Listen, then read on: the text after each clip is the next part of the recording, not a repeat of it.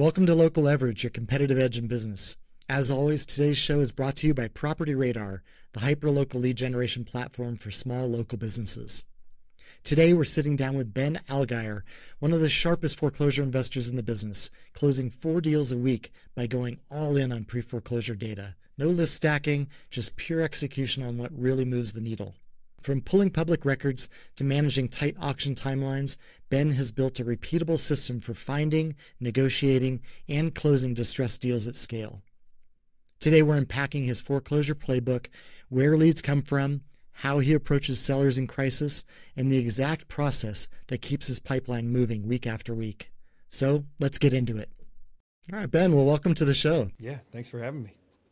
So let's kick this off. I mean, you're big in pre-foreclosure activity, and I'm curious just at the top of things, where are these leads coming from? Are you pulling this directly from county records, paid platforms?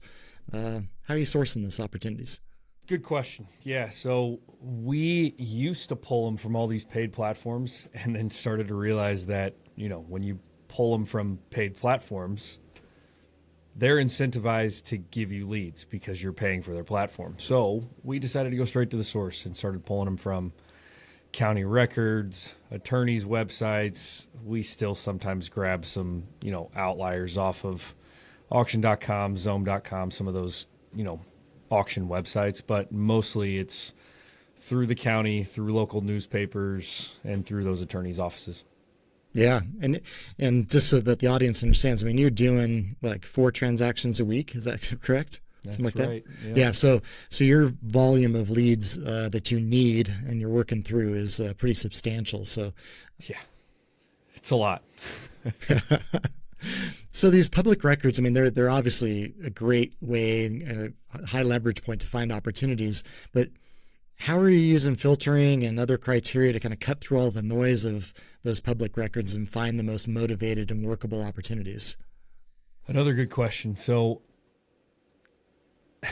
we like to tell people that, are either in our community that we coach or, ask us just about the foreclosure side of things, because they ask similar questions. They go, well, Ben, who do I focus my time on?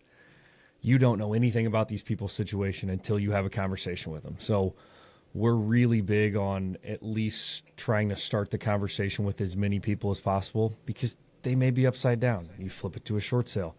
They may not have any sort of motivation to do something, and you can pick that up real quickly.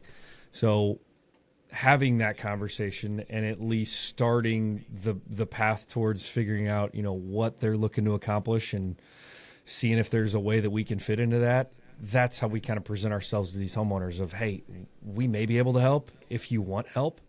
But if you don't want help, that's fine. Just let us know. Yeah.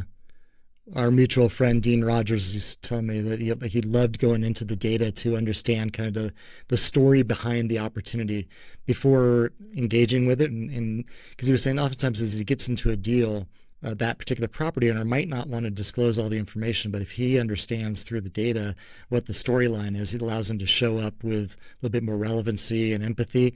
Is that what you're doing, or are you more of the mindset of like, hey, I just want to get in touch with as many people as possible? Is it more of a volume game, or is it more of a kind of a quality game? I want to get in touch with as many people as possible. You can over pre-qualify. So you can do a lot of things on the front end, like look at mortgage history, try to figure out, how long they've owned the property, any of these number of things. And you can easily disqualify lead after lead after lead. But I mean, we've had people that we've gone to and said, listen, we can only pay you, for example, $150,000. And I know your mortgage is $180,000. They're like, it's fine. I'll pay $30,000 at closing to get out of this deal. Yeah. Yep. Yeah, and so you might have scrubbed that one out had it just been looking at the details. Yeah, exactly. And to go back on an earlier point, when I'm talking about like paid resources to pull leads, I'm talking about places like foreclosure.com that will give you all of these foreclosure leads, and it's just either super outdated data a lot of the times, or they're recycling leads, not stuff like what you guys do. Thanks for the qualifier. You're welcome. The reality though is, public records information is imperfect, but also in that imperfection, and there's opportunity. There's there's opportunity to find errant information and to use that to your advantage. And so I don't try to make any claims that it's perfect and fully clean, but we do our best to make sure it's timely and accurate. But public records is public records. It is. Yeah. When did you do your first pre-foreclosure deal, and what was the moment that you realized, like, damn, I can scale this into something big? It's a good question. So this is going deeper into our business. So for people that are watching, business is not easy. We've had a lot of examples where, we've lost. I can show you how to lose $1 million, basically, is the point of this. So we had a business partner relationship that just went south, and he was kind of like the source for all of our leads. He was talking to all the wholesalers. He was talking to all of the real estate agents that had the deals, and we're like, well, crap, what do we do? We got to find deals. So we're super cash strapped because we just had to pay this guy out a boatload of money to, essentially get him out of the business. We're going, we don't have a ton of money for marketing, so how do we do this? We figured out, we can pull all this foreclosure data. We can pull the homeowner's contact info, and then I just get my ass in the car and drive around. Exactly. So that's what we did. And we started locking up deal after deal after deal with these massive rips on them, helping a bunch of homeowners avoid foreclosure. And the first deal that we did was a deal that we didn't actually make any money on. So we went to this homeowner's house. She was going through foreclosure, really tough time. And I could tell, she thought that she needed to sell the house. We helped her realize, you don't need to sell the house. You can go and get a loan modification, actually keep the house. So that was one of the first reviews that we ever got on our page for, our Google page. And it just goes to show you that there's a lot of people out there that you can buy these houses cheaply, but it feels good internally. And I mean, as a business, to be able to help people that, don't need to sell their house and they're not in a position where they need to give up all of this equity. They can go and look at some other options. I think that certainly feels a lot better, for you as the business owner, and also to the degree you can show up with the genuine desire to just be helpful, not necessarily find, the biggest profit opportunity at the expense of person you're working with. So yeah, totally agree with that. Man, as I mentioned earlier, I mean, you're doing 4 deals a week. How are you managing that kind of lead flow? And what's the system look like that allows you to then do timely follow-ups and stay on top of that many opportunities at one time? So another really good question. You're peppering me with these really good questions. I love this.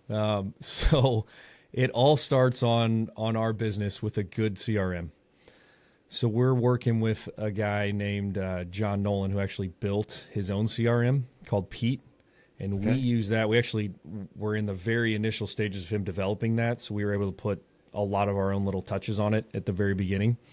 And we've got a ton of automations. We're building AI into it and making sure that we're continuing to follow up with these people. But that's the business, right? I mean, how often do you have a one-call close or a one conversation close with a homeowner? Not very often. So having those automations built into your CRM is the crux of our business. Like, it's what pushes everything forward. If we didn't have that, we wouldn't be doing 4 deals a month. Yeah. Or a week, sorry. If you don't mind, I mean, give me an example of like those kinds of automation sequences. I mean, once I'm assuming you have a hand raiser, you have somebody that has some level of interest. Time is of the essence. I mean, there's other investors that are trying to get in there.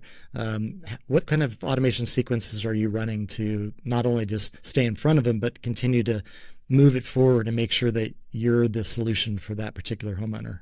Yeah. So we've got a VA that pulls all of this data from the county websites, right?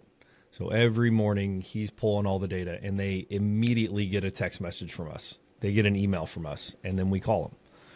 So it goes on a 24-day automation where they're getting a text message and an email every single day from us. And we have iterated that sequence a dozen times. I'm sure. That's cool. It's just one of the things that you have to do, because now there's so many people that are getting into this business. You have to have a different message than everybody else.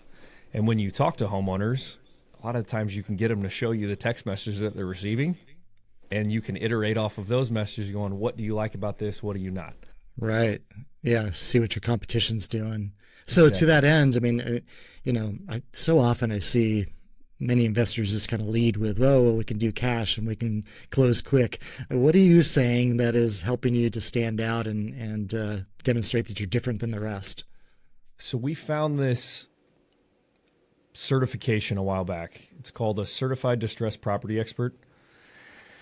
And we went and paid for this certification. It was like $500. And we had to go through some coaching modules or whatever to get the certification. And we lead with that, where, we're a certified distressed property expert.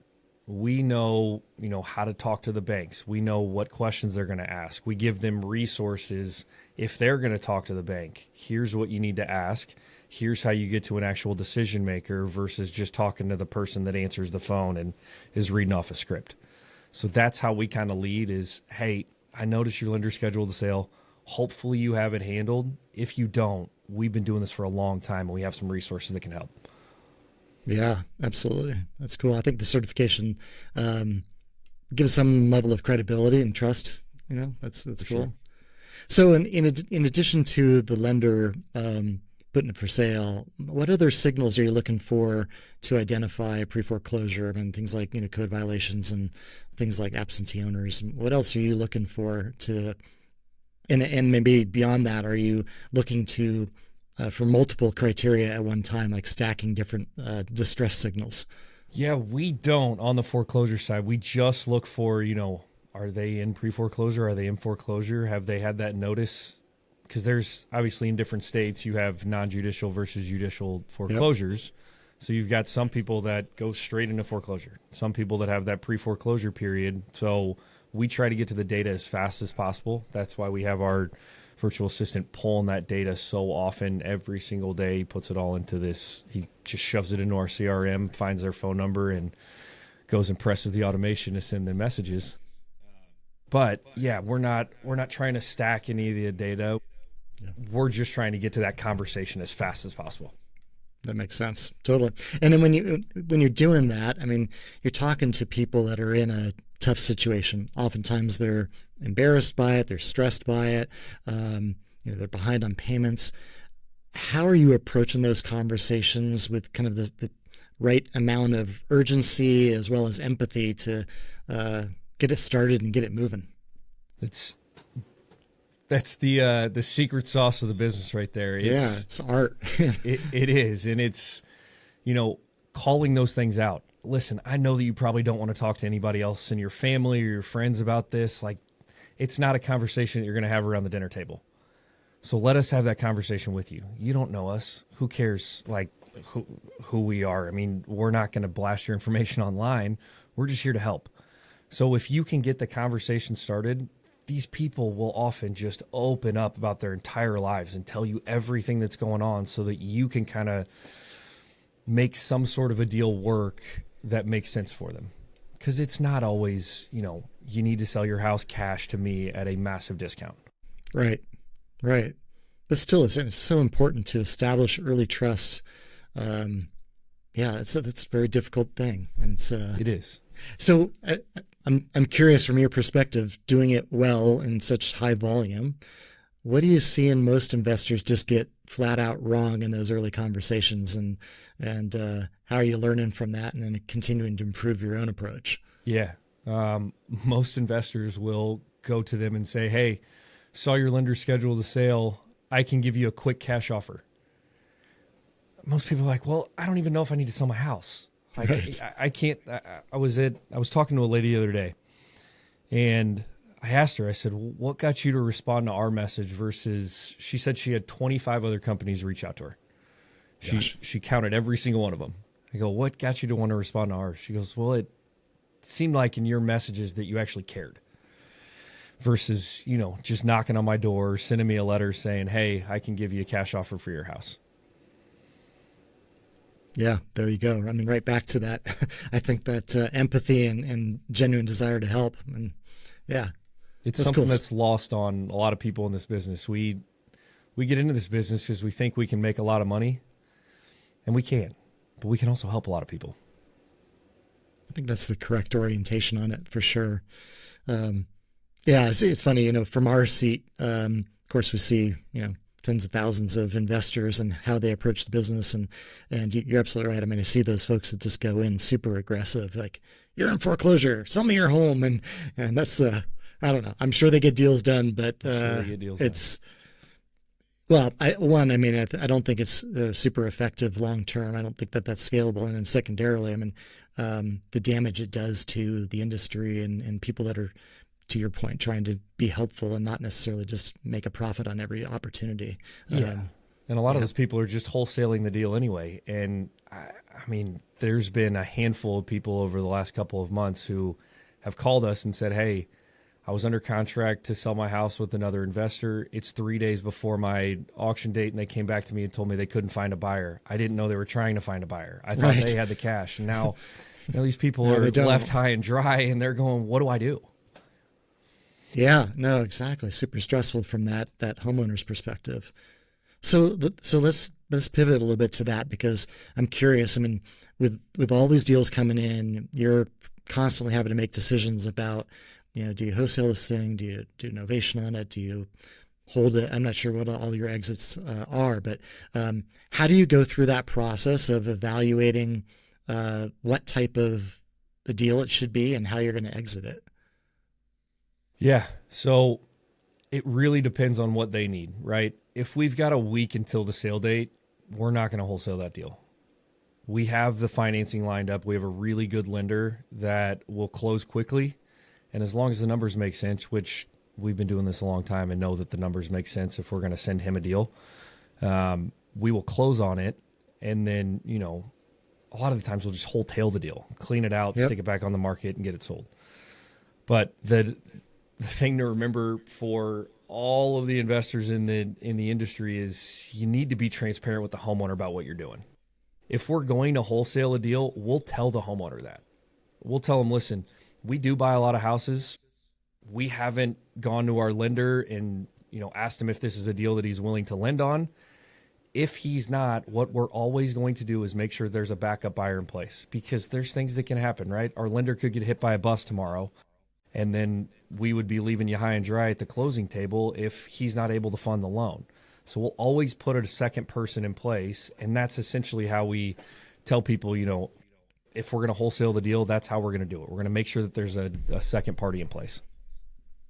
That's cool. That's very reassuring from that homeowner's perspective. And so what is, beyond just the timing of when it's supposed to go to auction, what's the other criteria that you use as you approach a deal like that? I mean, is there a decision tree you have, or is it more just kind of instinctual because you've done this so many times? And how do you approach it? It's cash reserves heavy, right? Like if we're in a position where, we need cash to go run the business, or, we've put out a ton of cash for the month and we just need to move a deal quickly, we'll do it that way. I mean, it's really dependent on the operations of the business and where we're at in the month to determine whether we're going to close on that deal, whether we're going to try to wholesale that deal. Sometimes we can novate foreclosures, but it's got to be in a really good area and the price has to be right. So we're seeing in Kansas City right now, the market is terrible. I'm actually trying to sell my personal house, and I'm $30,000 priced lower than the house next to us that is not as good a condition, worse layout, and they sold 3 months ago. It's just not a great time. Wow. Yeah, wow. And so if you were to look at it, you mentioned wholesaling and novations. I mean, just rough percentages. I mean, how are these shaken out in your business today? So we do more than just the foreclosures. We do a lot of PPL too. Okay. And that's nationwide. So most of the deals that are not in Kansas City, we're either wholesaling, or novating. Okay. And then sometimes we'll just refer them to an agent if it's like a deal that, needs to be listed on the market. They're wanting retail value. Anything in Kansas City, It's mostly wholesale or we'll flip it. We're not doing a ton of wholesaling in Kansas City. We just, know the numbers so well and know where we have to be on those numbers, and they work for either a wholesale or a flip. Yep. Has your flipping game changed this year? I mean, it seems like flippers that I've talked to have just had uncertainty in the market. They've had the challenges of tariff impacts on building materials, and so where maybe somebody was going to go do a deeper renovation, now they're saying I just got to focus on aesthetic only. Has that been the case for you as well? It has, and we're cherry picking flips. So if we can't make $65,000-$70,000 on the flip, we're not going to do it. We're most likely just going to clean the thing out, maybe paint. We own a painting company too, so we can paint cheaply. So we'll just go in and paint it, clean it up, and then stick it back on the market. Yeah. Very good. What are you seeing going into 2026? I mean, are you thinking it's going to be more of the same? Or are you optimistic about certain things changing? What are you looking at? I'm always optimistic going into spring, and there's been years where, you get to springtime and you're like, yep, I was right. And there's other times going, I was dead wrong. We're, hoping going into a midterm year that you think the administration is going to have to do something to make the housing market a little bit better. And that's what we're kind of hoping for in the spring. But as we're analyzing deals today, we're analyzing them based on the last 30 days of market data. We're not, this is where a lot of investors get themselves in trouble, is they'll close on a deal in November or December. It'll be renovated and ready to go to market in the spring. And if the market doesn't change, they were overinflating their numbers, hoping for a better spring. And if it's not better, now what? Super good point, Ben. I hope everybody caught that, because I think that's sage advice. I mean, yeah, if you're betting on what's going to happen in the future, who knows right now, right? It's a dangerous game to play. It is. Yeah. So with all of these kind of pre-foreclosure deals, I mean, timing seems to be especially tight for that type of business, right? I mean, you have auction dates coming up. You've got just things where you need to move quickly. What do you do, and how do you manage just all the little things that pop up that potentially take you off track relative to timing? Yeah, it's a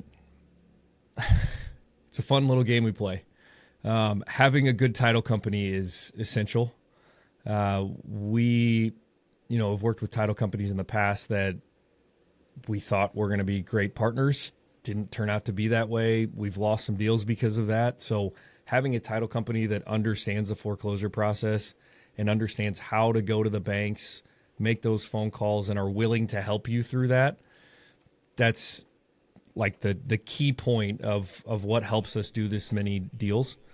And then, having a good team in place, having people on your team who also know how to talk to the bank, who know how to walk the homeowners through those conversations, and whether it's getting a payoff, whether it's getting a reinstatement amount, and then just building that urgency for the homeowner of, listen, we're going to go put in a ton of time and effort for you. We need you to be responsive, because that happens a lot. You get people under contract, they're excited about it, and then they kind of just take a deep breath and disappear. They're like, okay, these people have it handled. But you set that up on the front end going, listen, there's going to be things that I need from you, and I need you to respond quickly. So setting that expectation with the homeowner, having a good title company, and having a good team in place that, I don't have to be the one calling the bank every single day. I don't have to be the one, coordinating the conversations between homeowner and title company. That's really what has set us up for success in this field. Yeah, I was just in some conversations with some folks in Collective Genius, and it seemed like folks were talking a lot more about involving title companies sooner and more often. And so how early in the process are you engaging with title company to help out? So ours can move pretty fast. They still typically like to have a contract in place before we do anything. But as soon as we get that contract, we immediately move it to title. And they're on it. They'll tell us within a couple hours if they think that they're going to be able to get the payoff from the lender quickly. The title company that we work with knows most of the major lenders, and they know how long it takes to get a payoff from those lenders. And, they give us that feedback and say, listen, we're working with XYZ lender. It's going to take us 10 to 13 business days to get a payoff from them. Or we're working with the other lender. We know that they can get us the payoff in a couple hours. Absolutely. So I'm assuming you deal with tons of situations where you have sellers and multiple lien holders and unclear ownership structures and all sorts of stuff like that. And given the opportunities that are out there today, how deep are you finding yourself going into that problem solving before walking away? And what are the red flags in there that you just what, this is just has too much hair on this deal. I'm out. A lot of what we're coming across right now is people that don't have equity. So we built a partnership with a short sale team. We don't handle any of the short sales in-house. Anybody who does short sales, kudos to you. I don't know how you do it every day. But having those people in our back pocket that we can pass along the homeowner's information, and then they have an entire team that's all they do is handle people in pre-foreclosure, handle those short sales, and work with the banks on our behalf. It makes our lives so much easier. The multiple lien holders thing, we've come across that a couple times, and I actually enjoy that part because then I get to call the other lien holder, whether it's we had a lady the other day that had a pool lien for $90,000 and the people didn't complete the pool. So I got to call the pool company and say, listen, you're in second position here. If the bank forecloses, you're probably not going to get paid. Yeah. So what do you want to take for this? We'll give you $8,000. And we were able to negotiate to $12,000 off of the $90,000 lien, and the numbers made sense, and we were able to close the deal. Nice. So you enjoy that. That's fun. I do. That's cool. Good. So once you get these contracts locked up, I'm curious about your dispo process. Are you mainly assigned to local buyers that you have relationships with, or how are you finding folks, and maybe how do you even approach that whole dispo process? Yeah. So for our nationwide deals, so we're working with a PPL company that kind of partners with us on deals. So they send us a boatload of leads. And I don't know if I want to plug them on here, but whatever, but they send us a boatload of leads, and then we get them under contract, and we have a couple guys on our team that deal with dispo. The way that we do it is we go and dig through the county records to find, people who have purchased properties cash in the last couple of years. And then we'll call these guys and say, hey, I've got a deal in, we're working on one in Malvern, Arkansas. It's in the middle of nowhere. Hey, I've got this deal in Malvern, Arkansas. I saw that you bought a couple properties in the last couple of years. I do not have a buyer's list here. I haven't blasted this out anywhere. I just, saw that you purchased cash property on XYZ address. Are you looking for another deal? And some of these big companies that you can go and post properties on and blast these properties out, we won't even look at them anymore. And serious investors won't even look at those websites anymore because they know that they're probably not that great of deals. But if you can go to an investor and say, I've got this deal, no one else has seen it, I'm calling you directly, do you want to take a look at it? They're way more willing to have that conversation with you than, if you go on a Facebook page and blast it out. That's super interesting to me. I mean, it just felt like, even last year, maybe even, earlier this year even, it seemed like some of those sites, I think like Investor Lift and things like that are, creating a marketplace for dispo, seemed like they're kind of the belle of the ball. So you're seeing that people are now discounting that and not looking to that as much? Yeah, it's kind of like I don't know if you guys have New Western where you guys are at. Sure, yeah. We don't look at those deals either. They're just they're oversaturated deals. They're marked up deals, and a lot of the people that post deals on these marketplaces don't know how to do the math and are doing some of those things that we talked about earlier, where they're overly optimistic for the spring, and their ARVs are way off, and their rehabs are way under, and we're just like, we could spend hours on these websites looking at deals. We'd rather just focus our time going direct to homeowner. It's funny you say that. I'm on a few of the notification lists for that, and so on my phone I get little text pop-ups and of deals like that, and very often I look at the ARV on a house, just kind of just looking at the picture. I'm like, nope, No shot. It's not going to work. It's not. Interesting. I'd love to just hear a bit more just about your own operations and I mean, you've obviously built a very fine-tuned machine to be doing the kind of volume that you do, and all of the throughput there is pretty impressive. As you look at maybe 2026 and planning you're doing, I'm assuming now for 2026, what are the big challenges that you have to work on within the business, and how do you plan to solve for those this coming year? So I think that I'll give you a little context on the background. So we used to be in a bunch of different masterminds, right? And every time you go to a mastermind, they bang it into your head, do more, do more, do more, do this, do this, do this, spend, spend, spend, right? And we got caught up in that cycle. And then we had a couple things that happened in our business where, like I was saying, we lost $1 million from 3 different things that happened in our business. And now we're sitting in a situation where we're going, our overhead's $50,000 a month. We're paying out all of this money to these other things that we just weren't anticipating. How the hell do we survive? Yeah. So we went and defined what we want our lives to look like, me and my business partner. And yeah, it's great. Having a yacht or a plane or a Lamborghini or Rolexes, that's great for some people. I don't care. I want to live on a farm. I want to have, a bunch of toys to drive around and mess around on the farm with. I want a nice truck. That's just the life that I want. Be able to travel with my wife. So, when you go to these masterminds, you think that you're not dreaming big enough. You're not thinking big enough. And it's super easy to get caught up in that. But if you take a step back and you just define what you want your life to look like, it's much easier to realize, I don't need to spend $50,000 a month on overhead. Right. I can keep that overhead low and still have a really good life.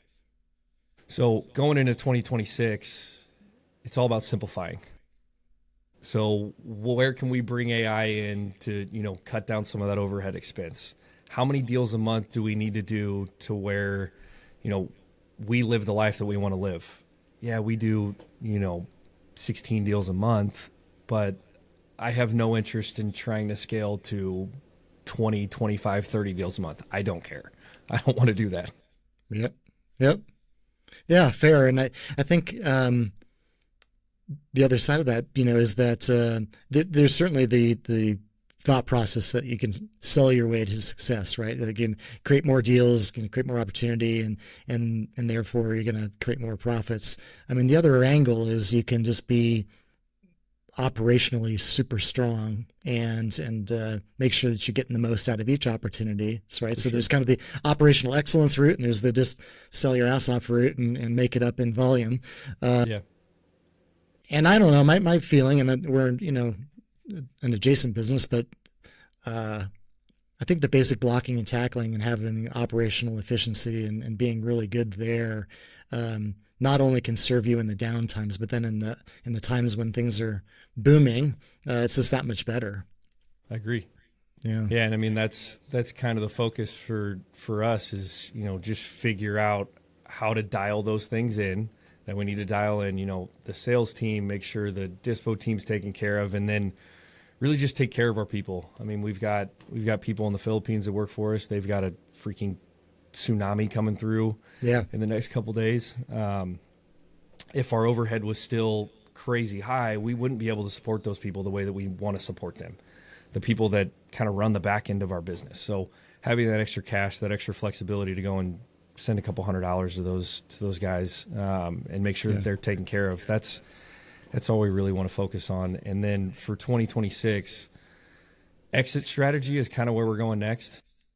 Being more creative in our exit strategy, whether it's, creative financing types of deals, being able to partner with homeowners in different types of situations. So, for example, some of these people in foreclosure have a good amount of equity. And what we'll do, did that just cut off? Can you still hear me? Good. Yeah. Okay, cool.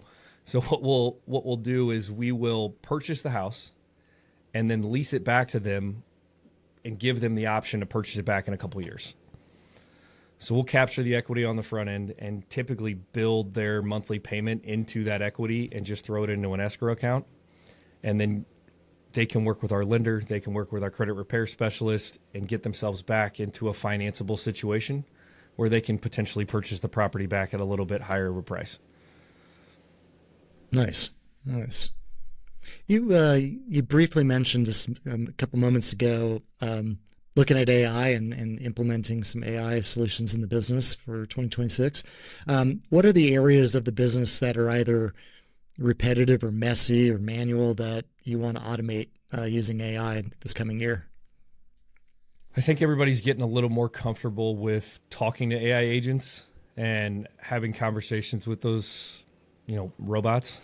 So we're building that into our text messages to where, the bot can have a full conversation with a homeowner and qualify those homeowners, because that's a lot of the time that we spend is on the phone with homeowners and just trying to see if it's going to be a deal or not, or if we can help in any way or not. So if, our AI agent can hop on the phone and go, hey, this is an AI agent. We have people that can talk to you, but I just need to go through a couple questions to, see what your situation is, figure out what you're looking to accomplish and see if we're even able to help. It cuts down on a ton of time that we spend having those conversations and can pre-qualify those going into, passing it on to a closer. Yeah. How are you finding, just curious as a business leader, how are you finding your team's willingness to adopt AI, and are you having to be the champion, or how are you navigating that from just AI adoption and evangelism? They like it, honestly, because it kind of makes their workload a little less and they can focus on the things that they enjoy doing. So, we go around the company and ask people, what do you enjoy about your job? What do you not like about your job? And let's see if we can automate some of those things. So our acquisitions guy, he's really good, but we get leads, from our PPL that are in the middle of nowhere that we can't do anything with. Like, there's zero investor activity. There's been one sale in the last 24 months on the market. We can't do anything with that. So having that AI agent come on and qualify that person so that our guy doesn't have to spend 45 minutes on the phone talking to somebody feeling like, I want to help them, but there's really nothing that we can do. Yeah, makes sense. So on that note, I'm just curious, as you think about lead generation in the coming year, it sounds like you rely on PPL quite a bit. Where else are you thinking about leaning in, or do you plan to lean into on lead generation to make sure you can sustain the business flow you need? Yeah, so foreclosures are obviously going to continue to be our bread and butter, and focusing on how we can better serve homeowners, whether it's, we've tossed around the idea of doing like a webinar for homeowners that are in foreclosure, where they can hop on and we, have this interactive conversation with them, help them understand what's going on. But we're going to stick heavy into the foreclosures. And then on the PPL side of things, we're really going to dial in the areas that we have the most contacts. So the most investors that we know in those areas that we can move those deals to if we can't close on them. And then trying to get rid of all of these outlier areas that are in, middle of Kansas or nowhere, Arkansas, or any of these places that just don't have a ton of market volume. Yeah, that makes total sense. I think that webinar opportunity is really interesting, especially if you brought to the table additional resources, whether that be a tax attorney or somebody else, right? Bring together kind of a panel of experts that can help these people really understand how to navigate the next steps. And it's a lot of value whether or not you get a deal out of it or not. And going back to kind of the way you approach your business, it feels like a really nice fit. Thank you. Yeah, we're if you have any ideas on how to get that off the ground, we're working on it. We just, have been so ingrained in this business for so long that it's hard to have a third-party outside's perspective. Yeah, no, I'd be happy to chime in on that. So yeah, we can do that offline. So Ben, as we're wrapping up here, I mean, how can people get in touch with you? You mentioned coaching program. I mean, how can people find you online and potentially engage with you? Most of my stuff's on Instagram at the Ben Allgeyer. And I've got, if it's not me responding, I have an entire team that manages that and then passes along the messages to me. So I can answer any questions there. And then, we do lives every once in a while. So you can hop on a live and, ask questions live while we're sitting there having conversations. Fantastic. Ben, thanks so much for the conversation. Impressive business, and wish you all the best of luck in 2026. Thanks for having me.